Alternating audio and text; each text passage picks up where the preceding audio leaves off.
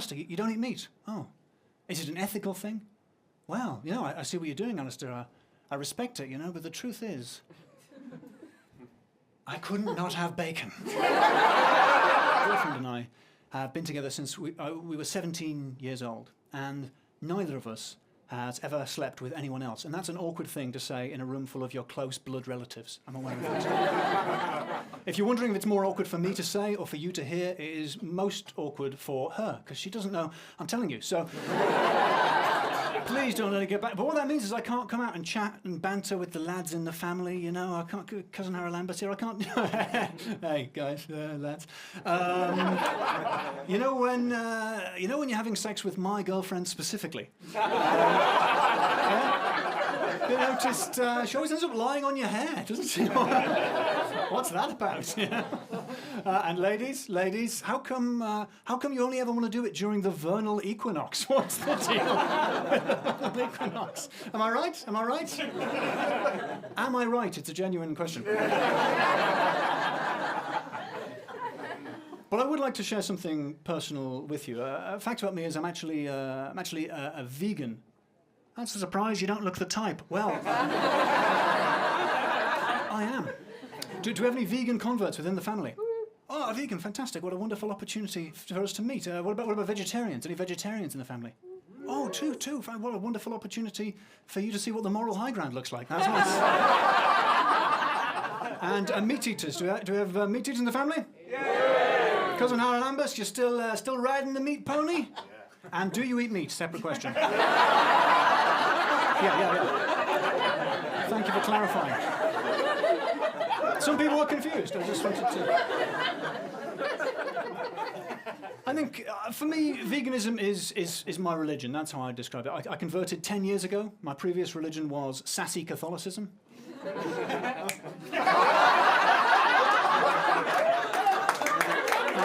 Never leaves you, the Sassy Catholicism.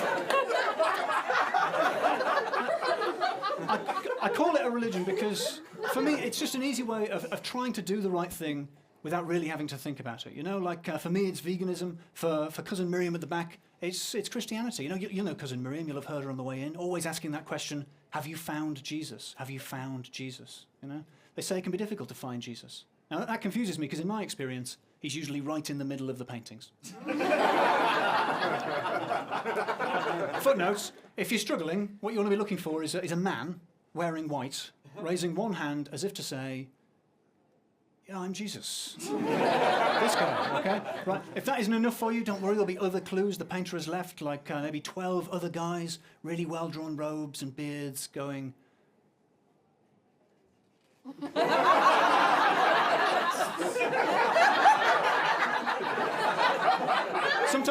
Sometimes it's more subtle. Sometimes you'll have Doubting Thomas there, getting his finger in the wound. Doubting Thomas, or as I call him, sensibly waiting for empirical evidence Thomas. Sometimes there's a Roman soldier saying, who's that guy with Judas? And like 3 people saying, well, based on the chiaroscuro, I'm going to say Jesus. What I'm trying to say is the whole of Western Christian art is a much easier version of Where's Wally? You know? There's Jesus. Now, how long did that take me? About 2 seconds. No time at all. There he is again. He's in the middle. It's easy. There he is with the finger. Doubting Thomas, easy to spot. There he is on the left. Easy. There he is. He's on the cross. That's this classic. He's in the sky. Make it a challenge. Hold on a minute. Where's Jesus? There's Jesus! There he is.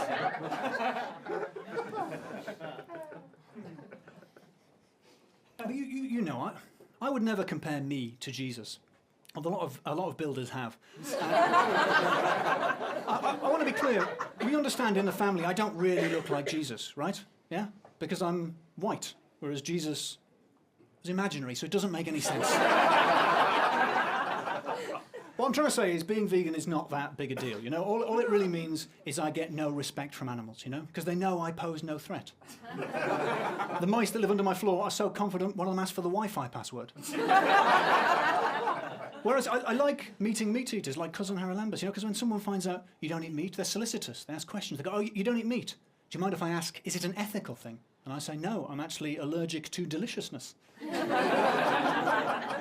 the medical term taste intolerant. And then there's a window of about 5 to 10 seconds in which you will mention either bacon, for it is delicious, or Adolf Hitler, because he was a vegetarian. One of those two guys is finding their way into that conversation. Bacon or Hitler? Bacon or Hitler? Which will it be? Bacon and Hitler are the two hardest things about not eating meat. Also the two worst things to bring to a bar mitzvah.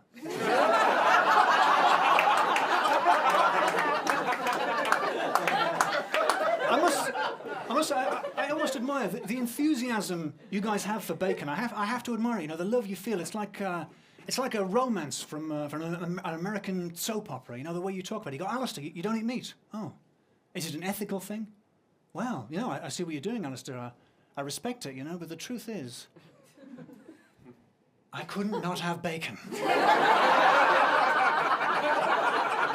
I would miss bacon too much. That first bacon sandwich on a Saturday morning. Ah, bacon! Anyway, where'd you get your protein? Where'd you get your protein? Where'd you get your protein? And I say, chickpeas. And what I do is, I get a handful of chickpeas and I go, and I scuttle off, and it's an odd conversational move, I admit.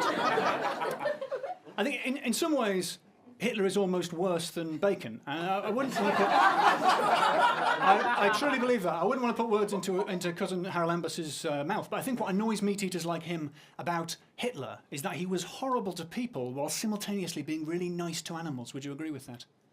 Yeah. If you didn't hear, he said yes in a really confident, please go on with this bit kind of a way. And I'm glad you were so enthusiastic. I'm going to do a little social experiment within the family. I'm going to show you an image which has been known to drive meat-eaters into a frenzy of rage, OK? Other carnivores among the Becketts and the Kings, brace yourself.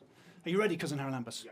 All right, this is an image of Adolf Hitler feeding a baby deer. Ah! Oh, Gott im Himmel! Oh!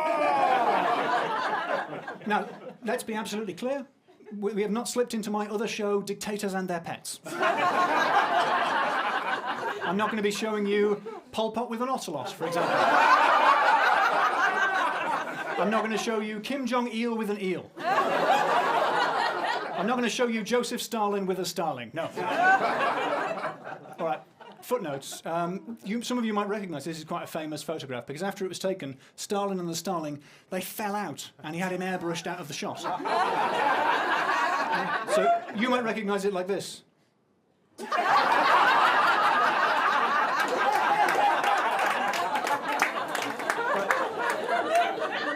That has no place in reality. I'm going to give you the 3D version of this. Oh! Now, Cousin Harold Ambus, looking at that, how does that make you feel? Be honest with me. Conflicted. I asked him to be honest, and you can't do better than that. I can see there's a rage building up within you, a bacon-fueled fury. I bet you wish you could travel back in time and punch that deer in the face. Am I right? You're a hero. But this is not something I've created. It's not Photoshop. It's a genuine postcard from Nazi Germany. Imagine how big letterboxes must have been in those days. Dear Ava Brown, wish you were here in the Sudetenland. Kiss, kiss, kiss. Those are actually tiny swastikas. The point is, it's authentic. But what I want you to appreciate is this image of Hitler feeding a baby deer. It's not an accurate representation of the Nazi regime in its entirety, okay? It's an instance of propaganda. The fact is, Hitler wasn't a vegetarian.